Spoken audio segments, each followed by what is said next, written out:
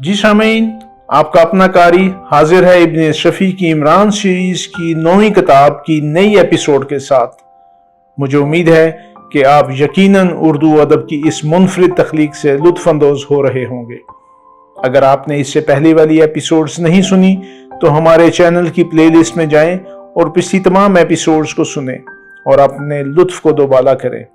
आइए सुनते हैं इमरान सीरीज की नई एपिसोड।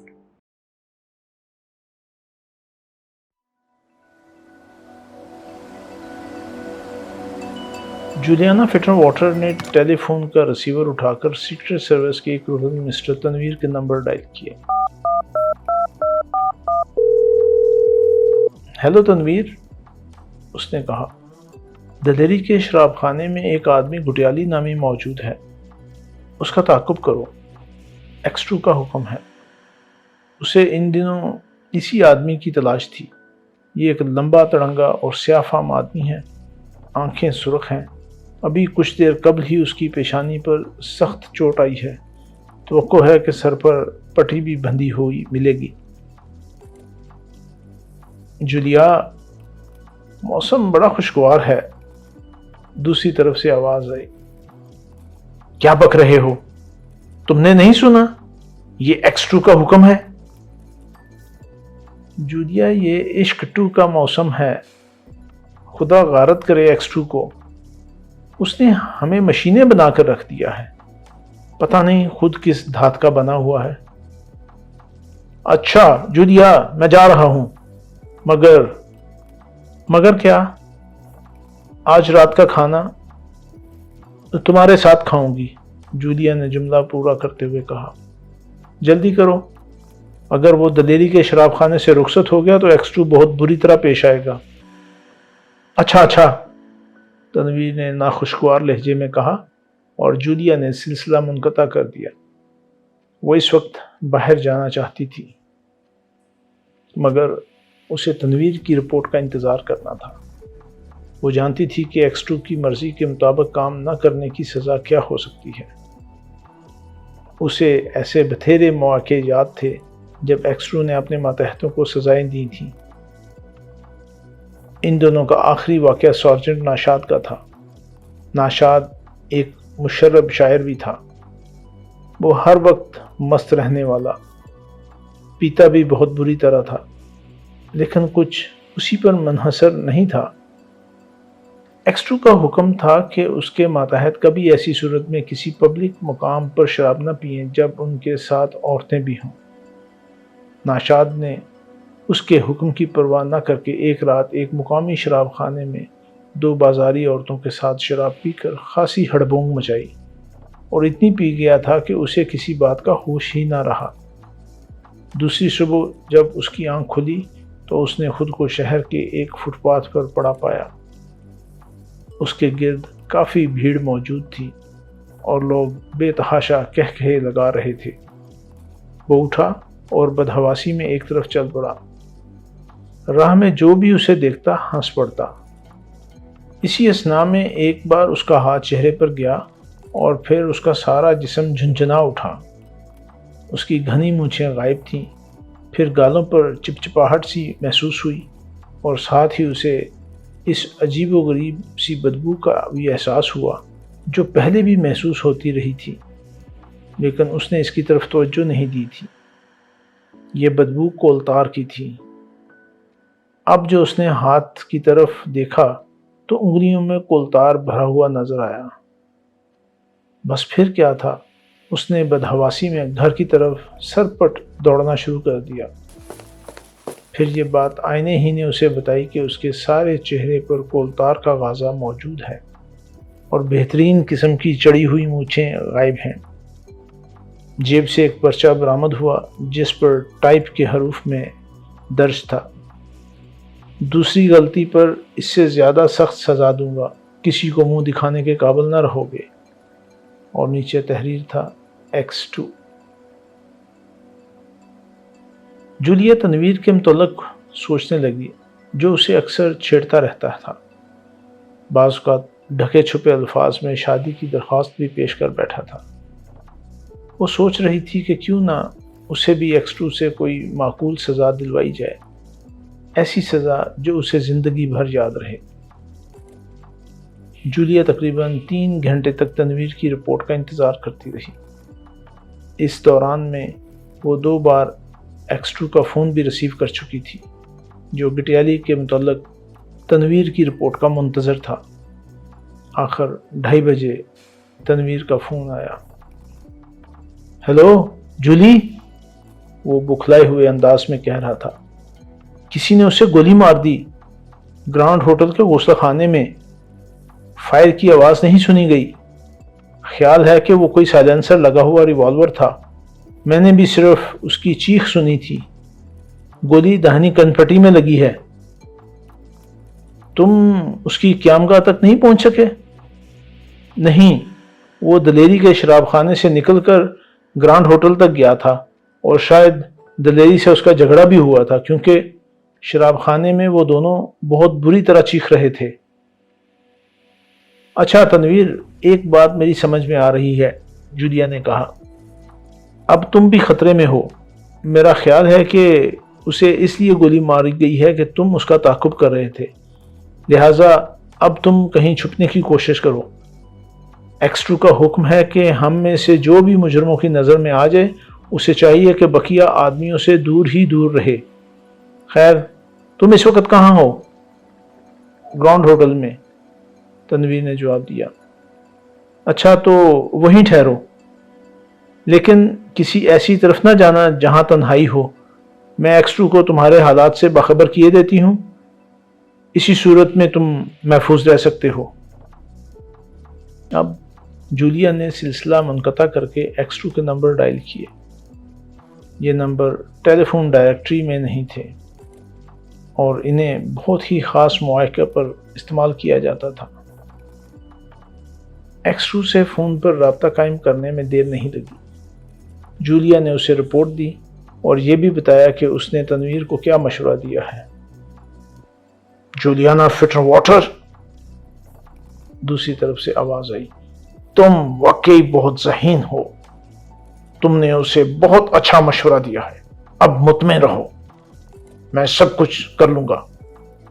تمہارا خیال صحیح ہے، کٹیالی حقیقتاً ایسا ہی آدمی تھا جس کے ذریعے ہم مجرم تک پہنچ سکتے تھے۔ خیر، ابھی دوسری راہیں بھی موجود ہیں جنہیں میں نے آزمایا نہیں ہے۔ مگر جناب، وہ گلاس فیکٹری جہاں کیپٹن خاور پر حملے ہوئے تھے، میرا خیال ہے کہ وہاں سے بھی مجرموں تک رسائی ہو سکتی ہے۔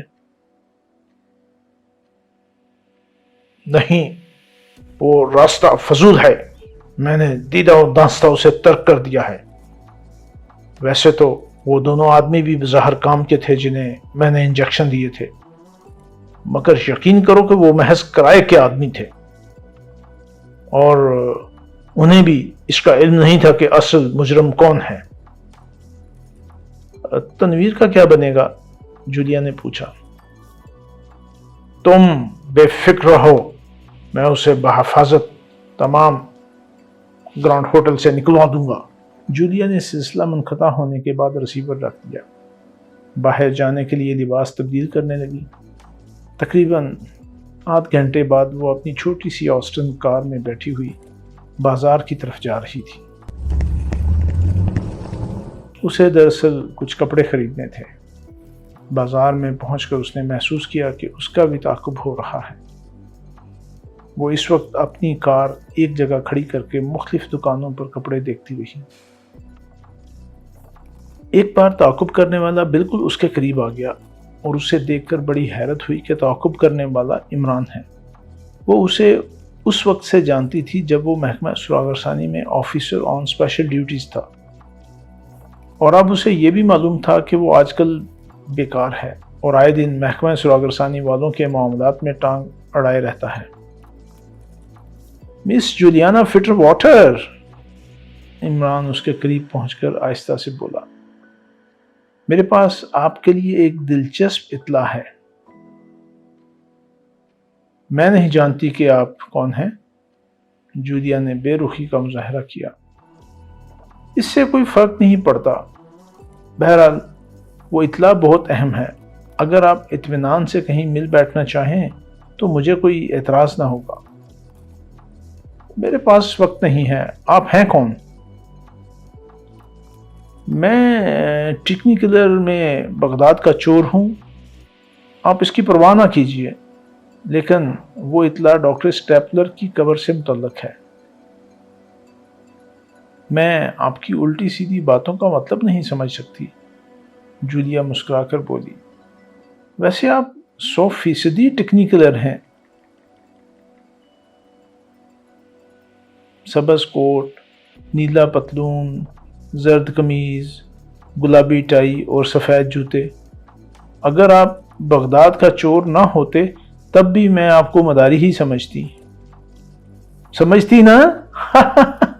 بس اب آئیے، کیفے دلکشا میں چائے بھی پئیں گے اور باتیں بھی ہوں گی، بہت سی باتیں، ورنہ اگر میں ہالی ووڈ واپس چلا گیا تو آپ کو افسوس ہوگا۔ آپ اعلیٰ قسم کے مسخرے معلوم ہوتے ہیں۔ خیر چلیے، جولیا ہنستی ہوئی اس کے ساتھ بولی۔ ویسے اسے حیرت ضرور تھی کہ وہ اس طرح اس سے کیوں آ ٹکرایا۔ کیفے میں پہنچ کر تھوڑی دیر تک وہ خاموشی سے ایک دوسرے کو گھورتے رہے۔ پھر عمران نے کہا، جس رات ڈاکٹر اسٹیپلر کی لاش غائب ہوئی تھی آپ کہاں تھیں؟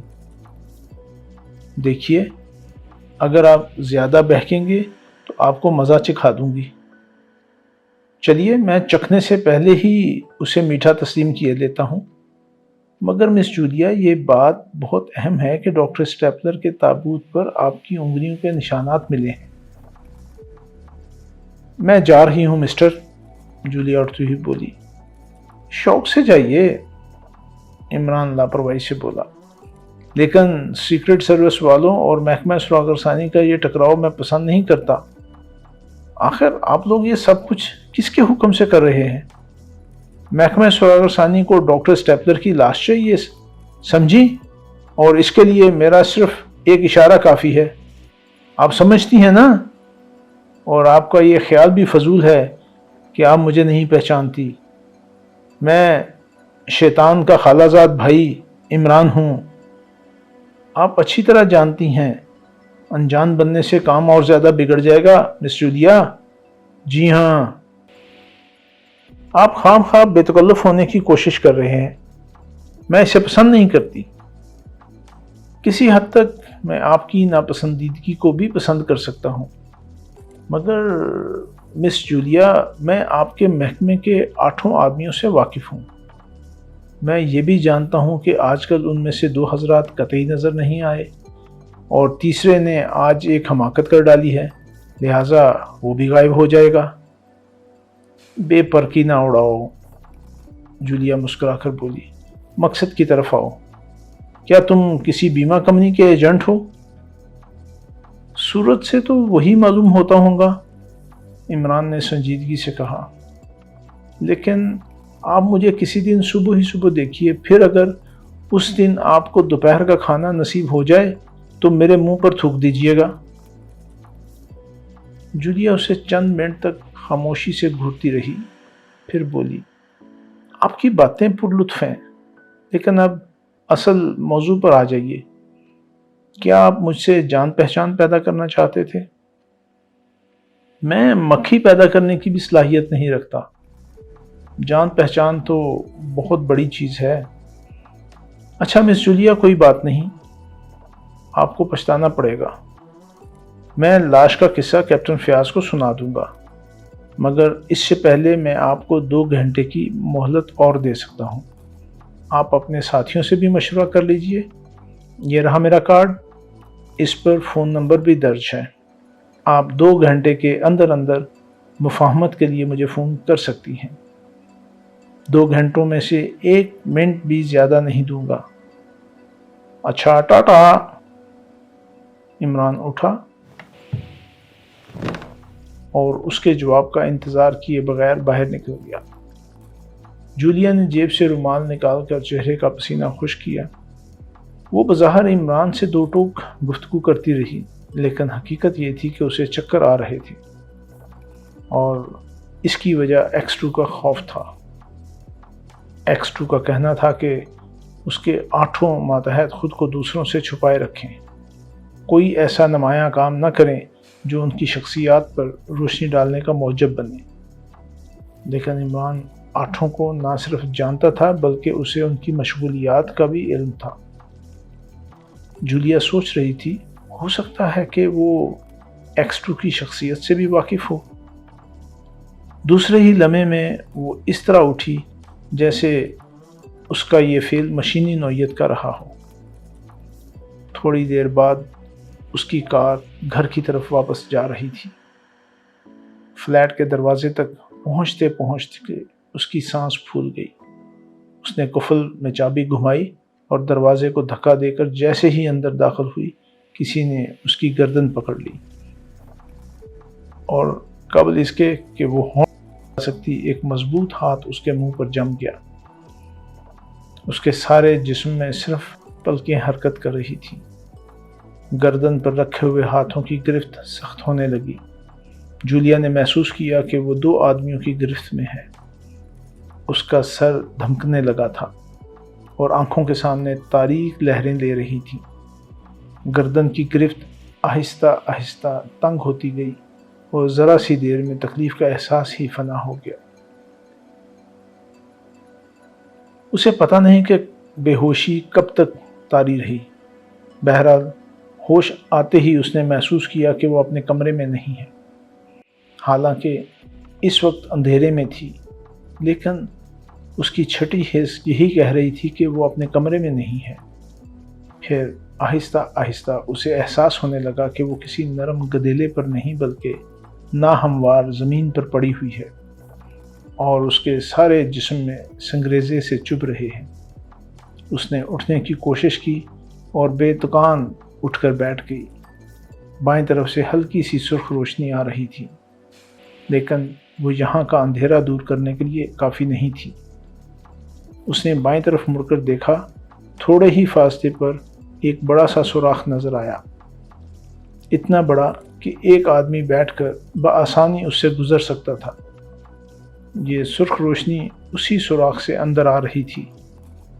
جولیا گھٹنوں کے بل سوراخ کی طرف رینگنے لگی اور پھر دوسرے ہی لمحہ میں اسے معلوم ہو گیا کہ وہ کہاں ہے۔ سوراخ کی دوسری طرف الاؤ جل رہا تھا۔ 3 آدمی زمین پر سوئے پڑے تھے۔ ایک الاؤ کے قریب بیٹھا سلگتی ہوئی لکڑی سے اپنا پائپ جلا رہا تھا۔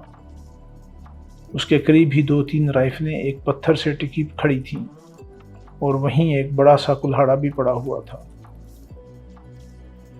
رائفلیں سوراخ سے قریب ہی تھیں۔ جولیا خود میں ہمت پیدا کرنے کی کوشش کرنے لگی۔ وہ دراصل ایک بہت بڑا غار تھا جس کے 2 حصے تھے اور وہ سوراخ ان دونوں کو ملاتا تھا۔ جولیا کا آدھا دھڑ سوراخ کے دوسری طرف پہنچ گیا۔ آگ کے قریب بیٹھا ہوا آدمی اپنا پائپ سلگا کر زمین پر لیٹ گیا۔ جولیا نے ہاتھ بڑھا کر ایک رائفل اپنے قبضے میں کر لی اور اس کی نالی جاگتے ہوئے آدمی کی طرف کرتی ہوئی آہستہ سے بولی، بس خاموش ہی رہنا۔ اس آدمی نے بڑے اطمینان سے اس کی طرف کروٹ لی اور اس انداز میں اس کی طرف دیکھتا رہا جیسے کوئی ننھی سی بچی کسی لکڑی کی بندوق سے اسے دھمکا رہی ہو۔ نہ اس کی آنکھوں میں خوف تھا نہ حیرت، بس ایسا معلوم ہو رہا تھا جیسے کوئی فکر مند باپ اپنی ننھی سی بچی کی خوش فعلیوں سے محظوظ ہونے کے موڈ میں نہ ہو۔ رائفل خالی ہے، اسے رکھ دو، اس نے تھوڑی دیر بعد آہستہ سے کہا، اور اپنی جگہ پر واپس جاؤ۔ یہ تینوں جو سو رہے ہیں بہت برے آدمی ہیں، میں نے انہیں بہت مشکل سے سلایا ہے۔ جولیا نے رائفل نہیں رکھی۔ اس آدمی نے پھر کہا، میرے کہنے پر عمل کرو ورنہ نتیجے کی خود ذمہ دار ہوگی۔ تم لوگ مجھے یہاں کیوں لائے ہو؟ جولیا نے پوچھا۔ اس بات کا جواب ہم نہیں دے سکتے۔ تم ابھی دوسری جگہ لے جائی جاؤ گی اور وہیں تمہیں سب کچھ معلوم ہو جائے گا۔ میرے کہنے پر عمل کرو۔ رائفل وہیں رکھ دو جہاں سے اٹھائی ہے۔ اگر یہ لوگ جاگ پڑے تو تمہاری بقیہ زندگی جہنم بن جائے گی۔ جولیا چند لمحے کچھ سوچتی رہی، پھر رائفل وہیں رکھ کر غار کے تاریک حصے میں واپس چلی گئی۔ وہ اس آدمی کے متعلق سوچ رہی تھی۔ وہ اس کا کوئی جانا پہچانا سا چہرہ تھا۔ آواز میں بھی کوئی ایسی چیز موجود تھی جس کی بنا پر وہ سوچ رہی تھی کہ وہ اس سے قبل بھی کہیں اسے دیکھ چکی تھی۔ کہاں؟ ذہن پر زور دینے کے باوجود بھی یاد نہ آ سکا۔ پھر سوچنے لگی، ممکن ہے وہمہ ہو۔ کبھی کبھی ایسا بھی ہوتا ہے۔ چونکہ وہ خلاف توقع مہربانی سے پیش آیا تھا، اس لیے ذہن کے تاریک گوشے اس سے کچھ نہ کچھ تعلق پیدا کر لینے کا جواز ڈھونڈ رہے ہوں۔ تقریباً آدھے گھنٹے بعد تاریکی میں ٹارچ کی روشنی نظر آئی۔ اس نے بائیں طرف والے سوراخ کی جانب دیکھا۔ کوئی آدمی ٹارچ کی روشنی اس پر ڈال رہا تھا۔ پھر 2 آدمی اندر آئے اور انہوں نے اسے بازوں سے پکڑ کر باہر نکالا۔ اب اس غار میں 6 آدمی تھے۔ انہوں نے جولیا سے کوئی بات نہیں کی۔ سوئے ہوئے آدمی بھی اٹھ گئے تھے اور ان کا سامان ایک جگہ ڈھیر تھا۔ ایسا معلوم ہو رہا تھا جیسے وہ سفر کے لیے تیار ہوں۔ کسی نے جولیا کی کمر پر رائفل کا کندھا رکھ کر اسے آگے کی طرف دھکیلا اور وہ ایک لفظ کہے بغیر اپنے آگے چلتے ہوئے آدمی کے پیچھے چل پڑی۔ غار سے نکلتے ہی اسے معلوم ہوا کہ جیسے وہ برفیلے سمندر میں غوطے لگا رہی ہو۔ اس کے جسم پر ایسے کپڑے نہیں تھے جو اسے جنگل کی سردی سے بچا سکتے۔ کچھ دور چلنے کے بعد رک جانے کا حکم ملا۔ ٹارچ کی روشنی ایک بڑی سی اسٹیشن ویگن پر پڑی۔ قبل اس کے اسے کچھ کہا جاتا، جولیا خود ہی اسٹیشن ویگن میں بیٹھ گئی۔ 4 آدمی اس کے ساتھ بیٹھے اور 2 اگلی نشست پر چلے گئے۔ اندر پہنچتے ہی ان میں سے کسی آدمی نے جولیا پر کمبل ڈال دیا تھا۔ اگر تم لیٹنا چاہو تو وہ سیٹ کافی ہے، کسی نے کہا۔ نہیں شکریہ، جولیا بولی، میں بالکل ٹھیک ہوں۔ اسٹیشن ویگن کا انجن گڑگڑایا اور وہ فراٹے بھرنے لگی۔ جولیا محسوس کر رہی تھی کہ وہ لوگ کافی مہذب اور شائستہ ہیں۔ انہوں نے ابھی تک اسے کوئی تکلیف نہیں دی تھی۔ جولیا نے خود کو اچھی طرح کمبل میں لپیٹ لیا تھا، لیکن ٹھنڈی ہوا اب بھی اس کے چہرے پر تھپیڑے مار رہی تھی۔ اس کے باوجود بھی نہ تو وہ لیٹنا چاہتی تھی اور نہ چہرہ ڈھکنا چاہتی تھی۔ گاڑی ناہموار راستے پر چل رہی تھی۔ جھٹکے اور دھچکے یہی کہہ رہے تھے۔ یہ سفر تقریباً 2 گھنٹے تک جاری رہا۔ جولیا کو وقت کا احساس نہیں تھا، ورنہ اس میں اتنی ہمت تو تھی کہ وہ ان لوگوں سے پوچھ سکتی۔ آخر وہ سفر ختم ہوا۔ جولیا سے نیچے اترنے کو کہا گیا۔ اس نے بے چون و چوڑاں تعمیل کی۔ باہر نکلتے ہی پھر اسے شدید ترین سردی کا احساس ہوا، کیونکہ ہوا بہت تیز تھی اور آسمان میں بادلوں کی گڑگڑاہٹ اور بجلی کی چمک طوفان کا پیش خیمہ معلوم ہو رہی تھی۔ جولیا کو یاد نہیں کہ وہ کس طرح اس عمارت میں پہنچی۔ اسے یہ بھی نہ معلوم ہو سکا کہ عمارت تک پہنچنے میں کتنی دیر لگی تھی۔ اس کا سارا جسم کانپ رہا تھا اور ذہن پر برف کی سل سی رکھی محسوس ہو رہی تھی۔ اس نے بجلی کی چمک میں اس عمارت کی ایک جھلک ضرور دیکھی تھی، لیکن اتنی دیر میں اس کے متعلق کوئی رائے قائم کرنا مشکل ہی تھا۔ وہ ایک کمرے میں لائی گئی جس کی دیواریں بھورے رنگ کے پتھر سے بنائی گئی تھیں اور وہاں بہت ہی بھدے قسم کا فرنیچر موجود تھا۔ اسے ایسا ہی محسوس ہوا جیسے وہ کسی دیہاتی زمیندار کے مکان میں ہو۔ وہ لوگ اسے کمرے میں چھوڑ کر باہر نکل گئے۔ کمرہ گرم تھا۔ دیوار میں بنے ہوئے آتش دان میں پتھر کے کوئلے دہک رہے تھے، لیکن کمرے کے در و دیوار سے اسے وحشت ہو رہی تھی۔ یہاں ایک ہی دروازہ تھا، نہ کھڑکیاں تھیں اور نہ روشن دان۔ شاید 15 یا 20 منٹ تک وہ وہاں تنہا رہی۔ پھر یہ تنہائی رفع ہو گئی۔ آنے والا پستہ قد اور گٹھیلے جسم کا آدمی تھا، مگر اس کے سر کے زیادہ تر بال غائب نہ ہو گئے ہوتے تو اس کی عمر کا اندازہ کرنا مشکل ہوتا۔ اب یہی معلوم ہو رہا تھا کہ وہ بال قبل از وقت غائب ہو گئے اور وہ 35 سال سے زیادہ کا نہیں ہے۔ جولیا نے اسے پہلی ہی نظر میں پہچان لیا تھا، کیونکہ وہ اس کے لیے کوئی اجنبی نہیں تھا۔ وہ صدہا بار علمی اور ادبی رسائل میں اس کی تصاویر دیکھ چکی تھی۔ یہ مشہور سائنسدان ڈاکٹر اسٹیپلر تھا، ایک دیسی عیسائی جس کی قبر سے خالی تابوت حاصل ہوا تھا۔ اس کی آنکھیں بڑی تیز اور خوفناک تھیں۔ جولیا ایک بار سے زیادہ اس سے آنکھ نہ ملا سکی۔ تم بہت تھک گئی ہوگی، ڈاکٹر اسٹیپلر نے کہا۔ اس کی آواز بڑی نرم تھی اور چہرے کی کرختگی کے مقابلے میں جولیا کو بہت عجیب لگی۔ جولیا نے جواب نہ دیا۔ میں تمہیں بہت پسند کرتا ہوں، اسٹیپلر نے کہا۔ میں تمہیں اسی دن سے جانتا ہوں جب تم نے میرے 2 آدمیوں کو دھوکہ دے کر دانش منزل میں پہنچایا تھا۔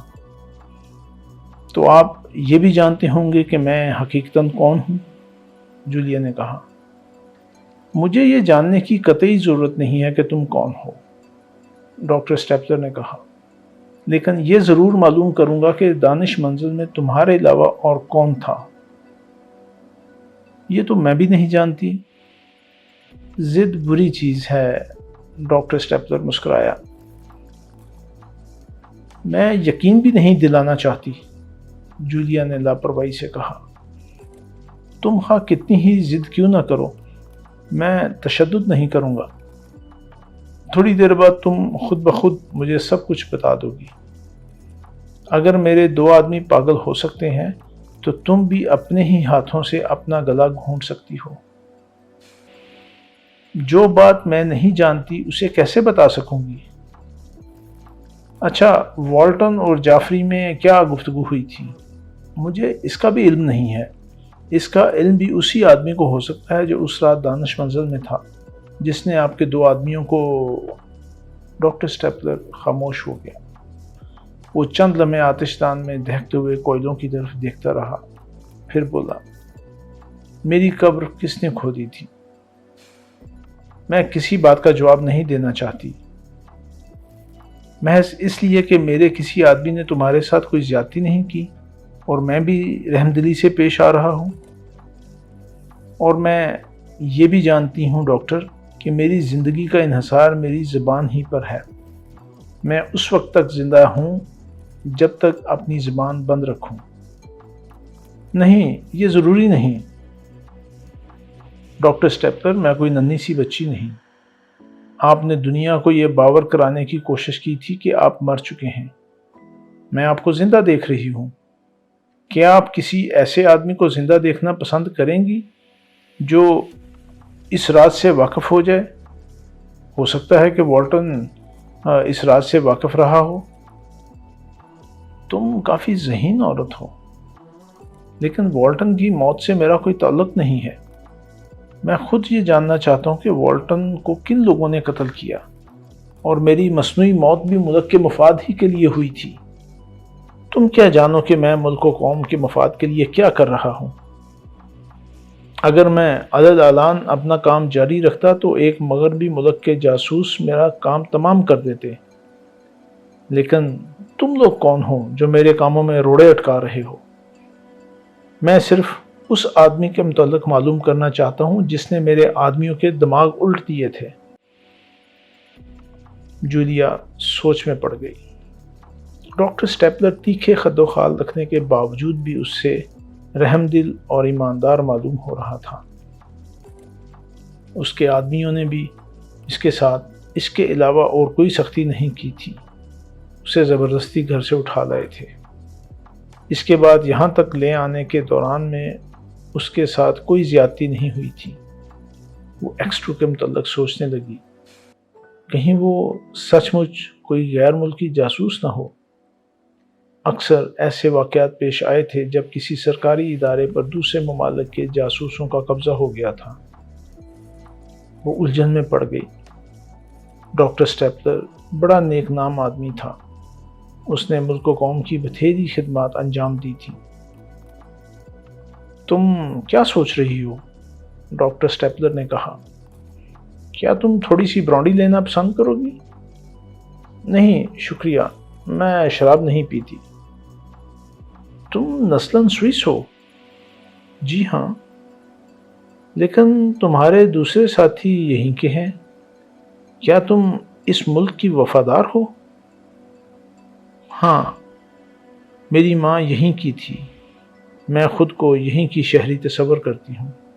مجھے اس سرزمین سے پیار ہے۔ تم بکواس کر رہی ہو۔ دفعتاً ڈاکٹر اسٹیپلر کا موڈ بدل گیا۔ اس کی آنکھیں شعلے برسانے لگیں اور پیشانی پر سلوٹیں ابھر آئیں۔ وہ پھر دھاڑا۔ تم کسی دشمن ملک کی جاسوسا ہو۔ مجھے بتاؤ کہ تمہارا سرغنہ کون ہے؟ جولیا کانپ گئی۔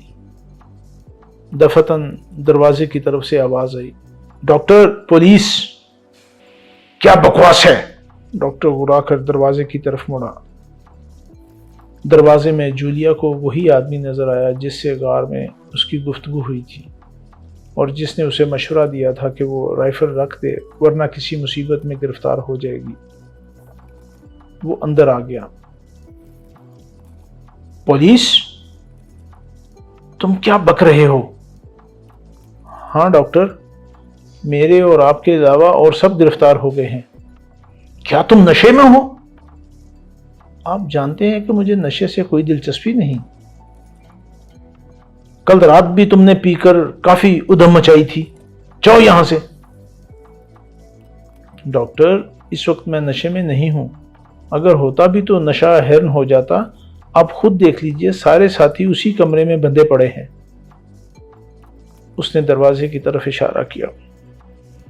تم جاتے ہو یا میں تمہیں ہوش میں لاؤں؟ ڈاکٹر دانت پیس کر اسے مکہ دکھاتا ہوا بولا۔ آپ کی مرضی۔ اس نے لاپرواہی کے اظہار میں اپنے شانوں کو جنبش دی۔ میں نے خطرے سے آگاہ کر دیا۔ وہ چلا گیا اور ڈاکٹر پھر جولیا کی طرف متوجہ ہو گیا۔ ڈاکٹر، اگر تم محب وطن ہو تو یہاں پولیس کا کیا کام؟ جولیا نے طنزیہ لہجے میں کہا۔ وہ بکواس کر رہا ہے، نشے میں ہے۔ میرے سارے ہی آدمی میری طرح سنجیدہ نہیں ہیں۔ اچانک جولیا کی نظر پھر دروازے کی طرف اٹھ گئی۔ وہی آدمی دوبارہ اندر آ رہا تھا، لیکن اس بار اس نے ایک آدمی کو اپنے کاندھے پر اٹھا رکھا تھا جس کے ہاتھ پیر بندھے ہوئے تھے۔ اس نے اسے فرش پر ڈالتے ہوئے کہا، یہ دیکھیے ڈاکٹر، کیا میں غلط کہہ رہا ہوں؟ کیا؟ یہ کیا؟ ارے! ڈاکٹر کی آنکھیں حیرت سے پھیل گئی۔ جی ہاں، اور دوسرے وہاں اس کمرے میں ہیں، اس نے کہا۔ ڈاکٹر بکھلائے ہوئے انداز میں ادھر جھپٹا اور وہ آدمی جولیا کو آنکھ مار کر مسکرانے لگا۔ گھنی مونچھوں سے ہونٹ تو ظاہر نہیں ہو سکے، لیکن اس کی آنکھیں بھی مسکراتی ہوئی معلوم ہو رہی تھیں۔ جولیا نے جھیم کر دوسری طرف منہ پھیر لیا، لیکن دوسرے ہی لمحہ میں اسے نے ڈاکٹر اسٹیپلر کی کراہٹ سنی اور غیر ارادی طور پر اس کا چہرہ اس کی طرف مڑ گیا۔ تم کون ہو؟ ڈاکٹر اسٹیپلر اس آدمی سے کہہ رہا تھا۔ تم نارنگ نہیں ہو، ہرگز نہیں ہو۔ میں دھوکہ نہیں کھا سکتا۔ تم کھا چکے اسٹیپلر، تم ختم ہو گئے، اس آدمی نے گھنی مونچھوں پر ہاتھ صاف کرتے ہوئے کہا، اور ساتھ ہی جولیا کے حلق سے ایک تحیر آمیز چیخ نکلی۔ اس کے سامنے وہی لفنگا عمران کھڑا تھا جس نے آج اسے ایک ریستوران میں معروف کرنے کی کوشش کی تھی۔ ڈاکٹر اسٹیپلر، خود کو میرے حوالے کر دو، بہتری اسی میں ہے، ورنہ شاید مجھے تمہاری لاش یہاں سے لے جانی پڑے، عمران نے کہا۔ تم کون ہو؟ علی عمران MSc PhD گرداسپور اور ریاست ڈھمب کا شہزادہ۔ انگریزی میں لوگ مجھے ڈیوک آف ڈھمب کہتے ہیں۔ دفتن ڈاکٹر نے عمران پر چھلانگ لگائی اور عمران بڑی پھرتی سے ایک طرف ہٹ گیا۔ ڈاکٹر زمین پر اوندا گرا لیکن پھر بڑی تیزی سے اٹھ کر عمران پر پلٹ پڑا۔ ہیں ارے عمران پیچھے ہٹتا ہوا بولا، ہاتھا پائی شریفوں کا شیوا نہیں ہے۔ ڈاکٹر تم بہت اونچے آدمی ہو، لفنگے نہ بنو۔ اس بار ڈاکٹر سٹیپلر کا گھونسا دیوار پر پڑا۔ اس کی آنکھوں میں تارے ہی ناچ گئے ہوں گے کیونکہ اس نے پوری قوت سے حملہ کیا تھا۔ دیوار پر گھونسا پڑتے ہی اس کے منہ سے ہلکی سی کراہ بھی نکلی تھی۔ صبر کا پھل میٹھا ہوتا ہے، عمران نے ایک طرف ہٹ کر درویشانہ انداز میں کہا اور جولیا بے اختیار ہنس پڑی۔ اس نے ابھی تک عمران کی حرکتوں کے متعلق صرف سنا تھا، قریب سے دیکھنے کا اتفاق نہیں ہوا تھا۔ اسے حیرت بھی تھی، جیسے سنا تھا اسے ویسا ہی پایا، اور شاید وہ تنہا بھی تھا۔ اگر اس کے ساتھ کوئی اور بھی ہوتا تو وہ 7 آدمی بے ہوش کیوں ہوتے جن کے ہاتھ پیر جکڑے ہوئے تھے؟ شاید اس نے انہیں کسی تدبیر سے بے ہوش کر کے باندھ لیا تھا اور اب ان کے سرغنہ کو اس طرح زچ کر رہا تھا جیسے کوئی بلی کا بچہ اپنے پہلے شکار کو کھلا کھلا کر مارتا ہے۔ ڈاکٹر سٹیپلر ذرا ہی سی دیر میں دیوار سے لگ کر ہانپنے لگا۔ عمران نے جیب سے چوئنگم کا پیکٹ نکالا اور اس کا کاغذ پھاڑتا ہوا بولا، یہ تھکن کا بہترین علاج ہے، اگر کہو تو ایک پیش کروں؟ اس سے سانس بھی قابو میں آ جاتی ہے۔ جواب میں ڈاکٹر سٹیپلر نے ایک گندی سی گالی دی۔ توبہ توبہ، عمران اپنا منہ پیٹتا ہوا بولا، یہ ایک عظیم سائنسدان بول رہا ہے۔ Shut up! ڈاکٹر سٹیپلر حلق کے بل چیخا اور پھر عمران پر آ پڑا۔ مگر عمران کہاں؟ اس نے تو سامنے والی دیوار پر ٹکر ماری تھی، اور عمران دور کھڑا سادھوؤں کی طرح ہاتھ اٹھائے کہہ رہا تھا، کنفیوشس نے کہا تھا کہ غصے کی آگ کا ایندھن عقل بن جاتی ہے اور آدمی کسی جلی ہوئی عمارت کی طرح ویران ہو جاتا ہے جو بیکار ہونے کے باوجود بھی زمین پر اپنا تسلط جمائے رکھتی ہے۔ اگر کنفیوشس کی شادی ہو گئی ہوتی تو وہ ایسی بات نہ کہہ سکتا۔ کیوں ڈاکٹر، کیا خیال ہے؟ مگر ڈاکٹر کو ہوش کہاں تھا۔ آخری ٹکر نے اس کے سر میں شگاف ڈال دیا تھا جس سے خون بہہ بہہ کر فرش پر پھیل رہا تھا، اور وہ خود اوندے منہ پڑا تھا۔ جولیا قریب ہی کھڑی اپنے خشک ہونٹوں پر زبان پھیر رہی تھی۔ جی سامعین، آپ نے عمران سیریز کی نئی ایپیسوڈ سنی۔ مجھے یقین ہے کہ آپ ضرور اس سے محظوظ ہوئے ہوں گے۔ آپ کا قاری آپ سے اجازت چاہتا ہے، مگر جانے سے پہلے ہمارے چینل کو ضرور سبسکرائب کریں، اپنے دوستوں اور دیگر حلقہ احباب میں بھی اسے شیئر کریں۔ ملتے ہیں کچھ دیر کے بعد نئی ایپیسوڈ کے ساتھ۔